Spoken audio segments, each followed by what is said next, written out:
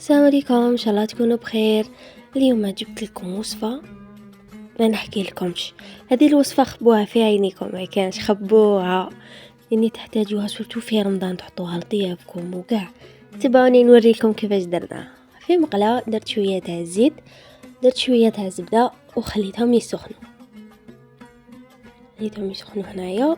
وبعد جبت نص صدر دجاج لهنايا، كنت قطعته صغير، قطايع صغار، وبديت نحرك فيه لهنا هكذايا كما كنتوا تشوفوا. لهنا جبت لي زيبيس، عندي كمون، عندي بابريكا، عندي كركم، وعندي فلفل الكحل والملح. بالنسبه للناس اللي ما تعرفش شنو هي البابريكا هي فلفل احمر عكري، وانا لهنايا درت عكري مدخن. الى عندكم مدخن ديروه، ولا ما عندكمش نورمال تقدروا ديروا العادي. لهنا قليوه مليح حتى يوليك شغل صفر هكا، يولي احلى الذهبي.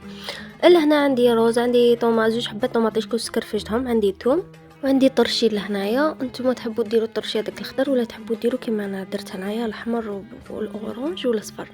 لهنا في ريسيبيون جبت الروز تاعي اللي هو 100 غرام، حوالي نصف كاس، اللي كنت غليته وطيبته نص طياب. حطيت فوقه الدجاج تاعي، درت فوقه 2 حبات طوماطيش اللي كنت سكرفجتهم مع السنينه تاع الثوم، ودرت له شويه زعتره وخلطتهم لهنايا مليح. خلطت المقادير تاعي هنايا بيان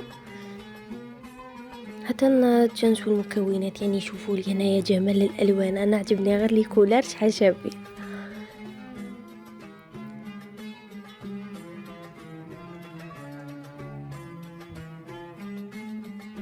ومن بعد هنا نجيب الرز، نجيب الطرشي تاعي، نبدا نعمر فيه.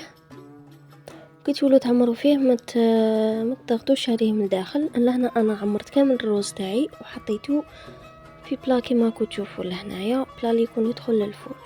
يشوفوا لي المنظر شحال شباب، انا هكا عجبني بلا طياب عجبني. لهنا جبت شويه زيت وبديت ندهن في الطرشي تاعي باش يطيب لي. لهنا ما راح نديروا لا لاصوص لا والو، ندهن كامل الطرشي تاعي وغطيه بالشابو هذاك. انا ما رميتوش، غطيته، درته من الفوق، غطيته هكا. ومن بعد نغلفه بالالومنيوم وندخل البلا تاعي للفور على درجه 180 درجه، وتشوفوا واحد النص ساعه 45 دقيقه طياب تاعو. نتوما كل خطره روحوا شوفوه، قلبوا الطرشي تاعكم، جهه اللي طابت منها، جهه اللي ما طابتش، قعدوا قلبوا فيه وعسوه حتى يطيب لكم وتبدوها. ولك هنا البلا تاعي شوفوا شحال شباب، وجاب بزاف بنين صراحه، بزاف بنين.